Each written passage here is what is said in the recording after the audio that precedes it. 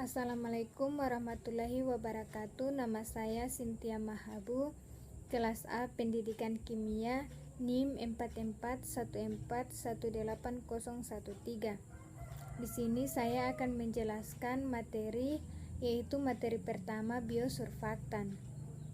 Sekarang ini pentingnya penggunaan surfaktan di berbagai bidang industri, terutama pada kehidupan sehari-hari, di mana surfaktan yang digunakan saat ini masih dapat mencemari lingkungan.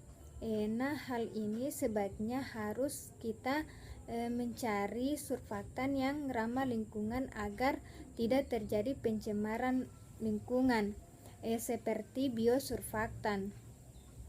Biosurfaktan merupakan suatu senyawa aktif permukaan yang disintesis oleh mikroba. Di sini biosurfaktan bersifat mereduksi atau menurunkan tegangan cairan permukaan. Biosurfaktan juga bersifat biodegradabel atau dapat didegradasi secara alami sehingga ramah lingkungan. Nah, kemudian ada faktor-faktor yang mempengaruhi pada produksi biosurfaktan. Yang pertama, jenis substrat pertumbuhan, yang kedua yaitu jenis bakteri, yang ketiga yaitu sumber nutrisi, yang keempat kondisi pertumbuhan dan faktor lingkungan.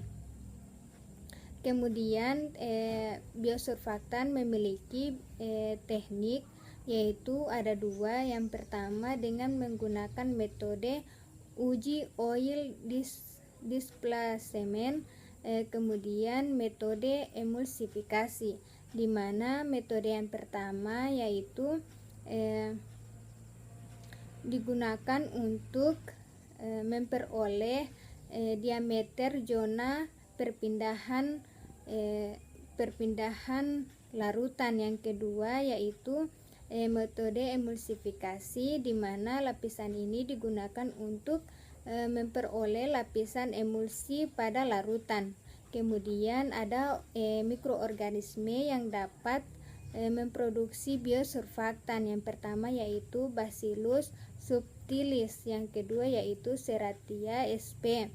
Kemudian materi kedua yaitu materi cloning, di mana cloning merupakan suatu usaha untuk menciptakan duplikat atau pembuatan tiruan yang sama persis dengan dari suatu makhluk hidup, di mana dengan menggunakan kode DNA yang dari makhluk tersebut. Kemudian terdapat jenis cloning. Cloning pertama yaitu cloning molekul.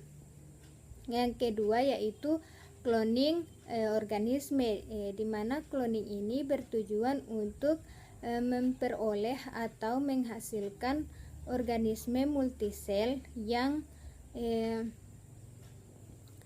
identik secara genetik. Yang ketiga yaitu cloning sel, di mana cloning ini bertujuan untuk menghasilkan populasi sel dari satu sel tunggal. Kemudian pada cloning ini terdapat beberapa teknik. Yang pertama embrio splitting, yang kedua yaitu